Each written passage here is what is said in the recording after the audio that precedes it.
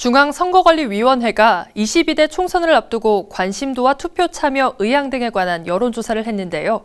평균적으로는 직전보다 수치가 올랐지만 30대 이하의 유권자에게선 오히려 낮아진 것으로 나타났습니다. 서홍규 기자의 보도입니다. 중앙선관위의 연령별 국회의원 선거 관심도 조사 결과입니다. 직전 선거보다 전체적으로 2.1%포인트 상승했지만 20대 이하는 7.5%포인트, 30대는 5.4%포인트 각각 낮아졌습니다. 투표 의향 역시 전체적으로는 3.8%포인트 오른 반면 20대 이하와 30대에서 각각 0.5%포인트, 5.5%포인트 하락했습니다.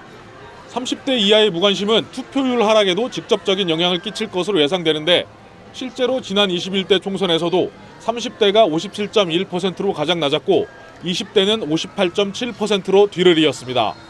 2030 연령층이 무관심한 건 각 정당과 후보의 공약들이 SOC나 노년층, 영유아 대상에 집중된 탓이 큰 것으로 보입니다.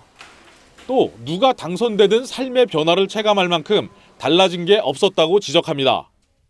투표로 인해서 크게 바뀌지 않는 것 같다. 그냥 사실 1번이나 2번이나 크게 차이가 없는 것 같다. 라는 그 인식들이 대부분 있는 거죠. 근데 저도 그거에 대해서 크게 관심을 가지고 있거나 그러진 않는데.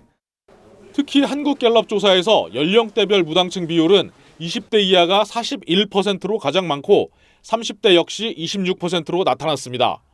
결국 어느 후보, 어느 정당이 2030 세대에 어필할 수 있는 정책을 구상해 그들을 투표장으로 데려오느냐가 성패를 가르는 열쇠가 될 전망입니다. 제가 결혼도 하고 아기도 낳아서 키우고 싶은데 어떤 육아에 대한 부분, 그다음에 이제 어떤 육아 휴직이라든지 어떤 그로 인해서 제가 보완받을 수 있는 급여 부분, 이런 부분을 좀 중점적으로 볼 것 같습니다. 또한 주거 부분도 있어서 어떻게 안정화를 시킬 수 있는지. 사전 투표일이 며칠 앞으로 다가온 가운데 각 후보와 정당이 2030의 표를 가져오기 위해 어떤 묘안을 낼지 관심이 모아지고 있습니다. HCN 뉴스 성홍규입니다.